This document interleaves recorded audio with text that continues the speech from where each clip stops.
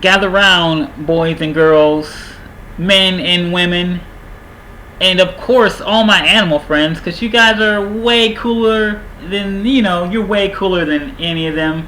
You know this. I don't have to keep telling you. You know this, animal friends. You know this. So anyway, today I've decided to give you all a treat.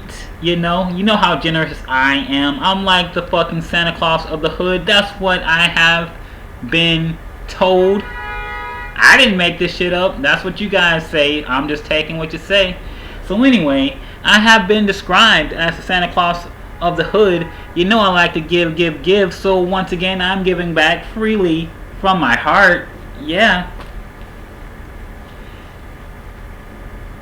I present this new experience. This is the story time with Paw Coyote, because I'm at this point like your fucking grandfather, your great grandfather maybe to some of you guys. I'm an old guy, man. I've been around the block for a minute. So allow me to do what your grandparents should have did, what your parents should have did, but they probably didn't, because I see how you act in the streets. Just deplorable. So allow me to do what they did not do, because I'm nice like that. And allow me to present you with story time with Paw Coyote. Many of you know me from the legends of my famous exploits in terms of rebellions and fucking things of that nature.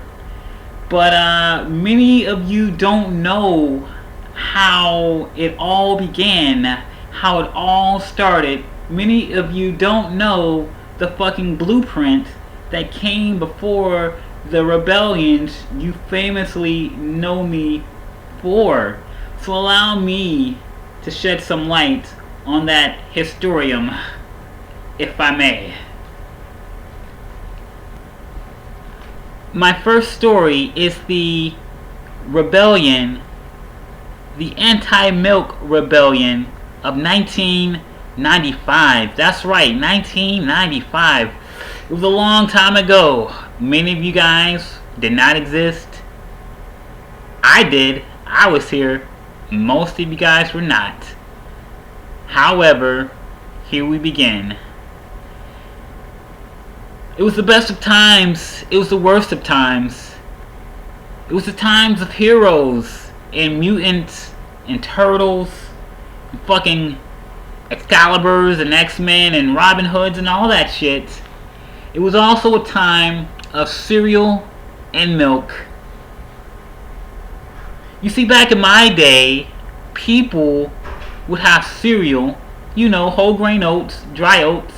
You would pour that cereal into a bowl, a bowl, like a container. It was rounded. And, you pour the cereal into the bowl. And then you have milk. Milk comes from cows. Moo, moo. And you would pour this white liquid that comes in a plastic jug called milk that comes from the body of a cow. Like, in order to get the milk into the jug, you have to go to this animal that is a cow.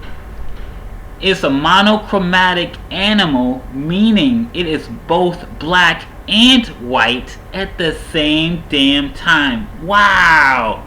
Can you imagine black and white at the same time? Yes, I know. It's hard to believe, but it's true. I shit you not, it's true, man.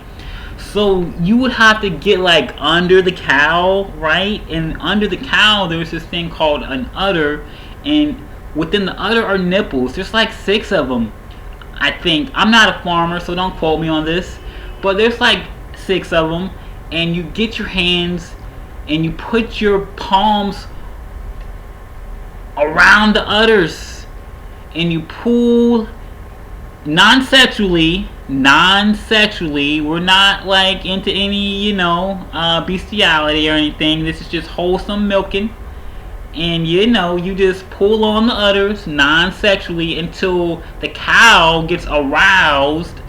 I don't know if the cow is sexually aroused or not because I am not a cow, but it's possible. Anyway, yeah, you pull on the udders up and down, up and down, up and down until the milk comes out of the udders and into your pail. You take that milk, you put it in a fucking jar, I guess, and I don't know the whole distribution process, but eventually the milk goes from the farm to the distribution place factory, and then it goes to the store, and then you buy it or steal, whatever you want to do. I'm not judging you. Do what you want. So anyway, eventually the milk gets to your place of residence or the streets if you don't have a home, like some of you out there. I see you. I know who you are. So anyway, so yeah, man. So that's the first part of the milk journey. That's how the milk gets from the farm into your hands. So back in my day, it was common practice to combine milk and cereal at the same time. You pour the cereal first, and then you pour the milk, and then you get a spoon, and you eat it, and we would call that breakfast. Can you say breakfast? It's a compound word. Break and fast. So yeah, man, that's how breakfast was done in my days. Cereal and milk. Some people like me don't fucking like milk. It's not that I'm lactose intolerant. I can drink milk if I want to. I just don't like the thought of drinking liquids that come from the body of another fucking animal.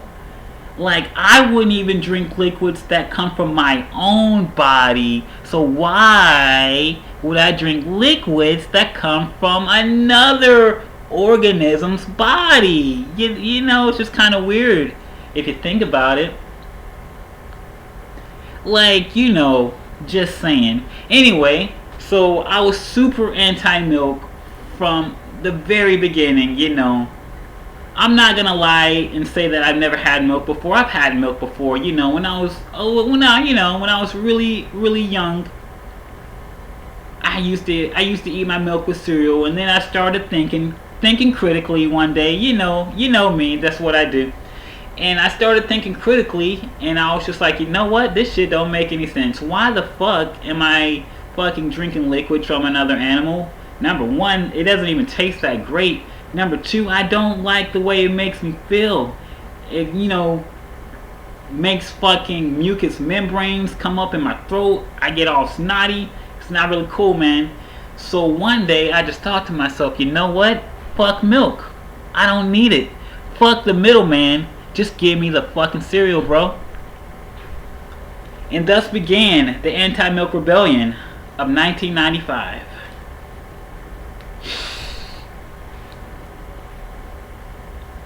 It was a cool winter morning that morning. I still remember it now. The fall of autumn.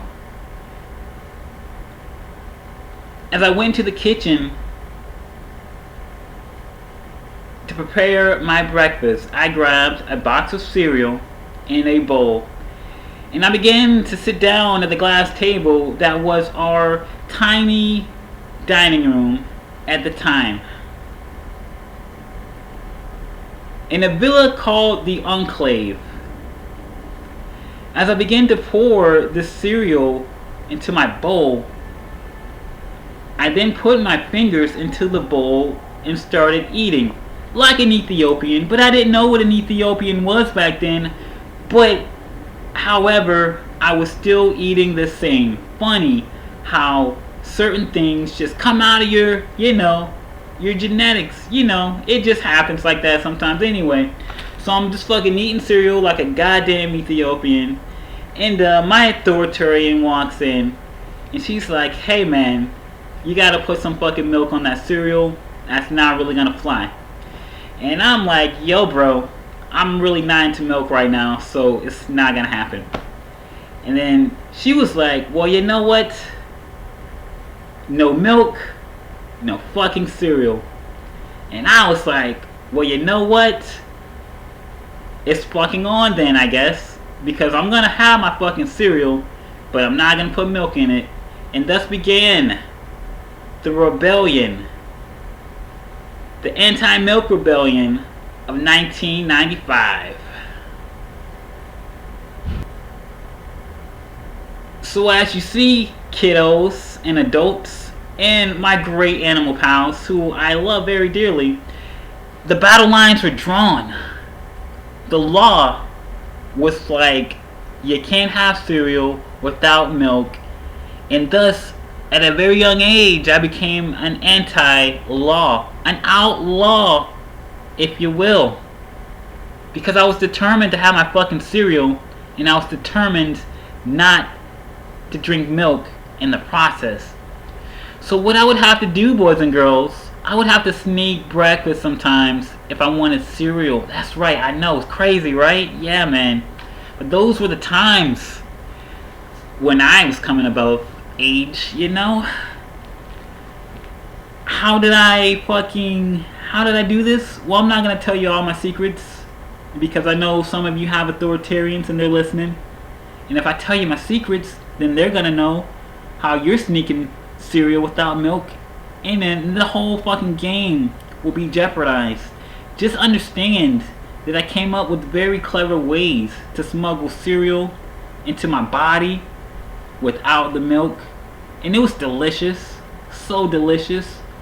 You know, eating cereal without milk is so revolutionary because you can take your time and enjoy whatever fucking cereal you're eating without having to rush and rush and rush, because you know when you add milk to cereal, the cereal gets soggy very quickly, and nobody likes soggy cereal unless you're some kind of fucking freak, and I'm no fucking freak. Thus, I like my cereal dry at all times. Not only does eating cereal without milk preserve the cereal for a longer time, meaning you can take your time and enjoy your meal and not have to rush like a fucking lunatic, but it makes the cereal portable, which means you can take your meal anywhere you want to on the go and just have a go at it. So, you know, let's say, fuck, I don't want to eat my fucking cereal in the dining room. Maybe I want to take this operation into the living room where I can fucking watch some TV. Maybe some Woody Woodpecker. Maybe some TMNT. I can do that because I don't have to worry about the transportation of a fucking liquid. You know how liquids are when you're trying to transport them when there's no top on your thing. The liquids go all over the place. They spill easily. Now you got milk on the carpet. You know that's an ass beating, right? You know that's an ass beating, getting milk on the carpet. So, you know, it's just like, it's safer, you know? You know what I'm saying? You can move around more easily without the danger of getting that ass clapped. So yeah, man. I mean, you can take your cereal to the streets. Fuck it. Like, you know, you can just take your cereal outside on the streets, just walking down the streets, munching on cereal, on the bus, munching on cereal. You know, it wasn't until my later years that I got the nerve to not only, I was already eating, you know, cereal without milk, but it wasn't until much later on that I decided, hey, fuck a bowl. What do I need a bowl for? I can just eat this shit straight out the box. Boxes are portable. I don't know if you guys knew that. I'm a box master, a boxer. That's a rebellion for a later year. That's not gonna happen until years, decades down the line. Jesus Christ. God damn. Did I really have to be a fucking boxer? A boxer rebel? Yes. Unfortunately, because I live with stupid people. But anyway, that's a whole different story for a whole different future. But yeah, man. In a nutshell, there you go. That was basically the anti-milk rebellion of 1995. I hope you enjoyed the story, because I have many more like it. Until next time, take care of yourself and each other, or not. I don't really care either way. That's your life. You live it how you want to. You know, just don't fuck up my shit in the process.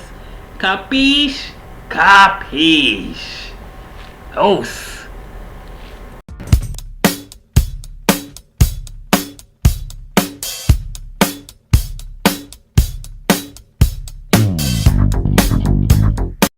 Tiger style. Tiger style. Yo.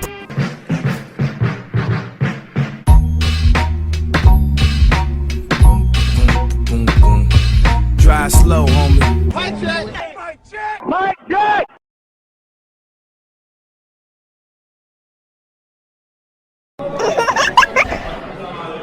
They shooting.